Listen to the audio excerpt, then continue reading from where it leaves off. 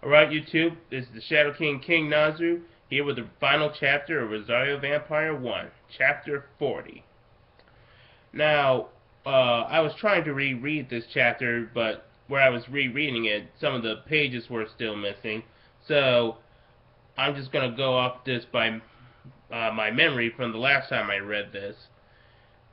So this might be a bit of a shorter review. So this takes place back when Skune was in his early times with Yokai Academy, and he's still trying to adjust.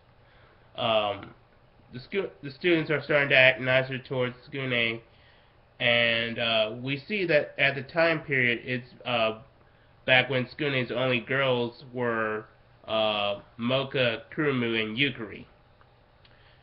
And we see that Skune is going through the usual running gags. Moka flirting with him to get to suck his blood. Kurumu getting pissed off by that and trying to comfort him by rubbing her breast upon him. Yukari countering that and trying to persuade Skune into having a three-way between her and Moka. And then we meet a new guy whose name is Inui. And he says it's rather brave and commendable that he would allow a vampire to suck on his blood willingly, but he must not be aware of the 3 rules. Now, for those of you who have read or watched Interview with a Vampire, you might be aware of these rules. First one is don't go rogue. Second is don't feed on the dead. And the third one is never date or marry outside the vampire's race. And this is the most shocking to Skune. And Moka asks, who is this person? And he introduces himself and tells her that he is also a vampire. So, Inui and Moka start bonding, and he says that he has a lot in common with her because he grew up alone because he was a vampire, and many of the students feared him and wouldn't be his friend, which is what Moka went through when she was in the human world. Except for that nobody actually believed she was a vampire. They just thought she was being imaginative and crazy.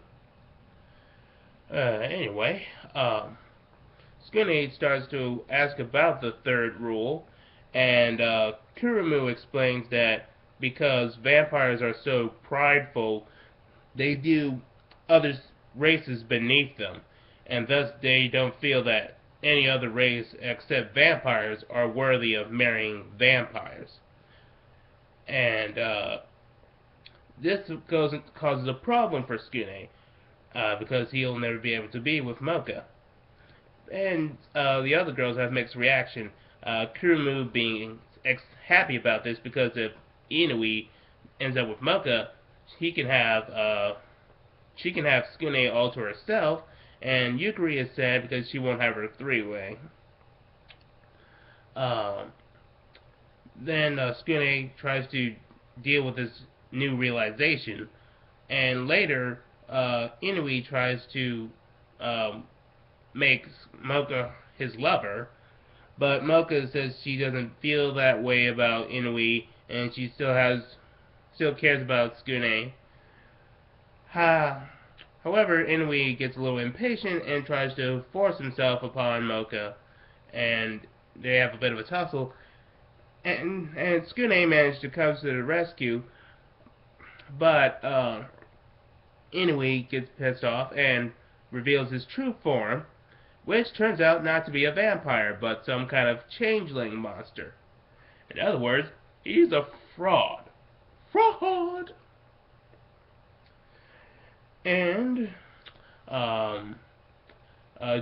during this clash, Skune manages to be able to remove Moka's rosary, and thus she's able to transform into her true form, Inner Moka. And Inner Moka is rather pissed that a imposter would dare try to not only impose himself as a vampire, but also try to make his way with her. So, despite Inui seeming physically stronger than Moka, it's actually not so, as she's able to easily overpower him because, despite him relying on his muscles, Moka relies on her monster energy, which makes vampires the strongest monsters. And then Moka tells Skune that he doesn't have to worry about people like Inui dating her because she's not interested in those people. And however, she's not going to fall in love with Skune, not because she deems he's unworthy of her, but because she's just not interested in him yet. So, and that proves to be a bit of a brutal news for Skune.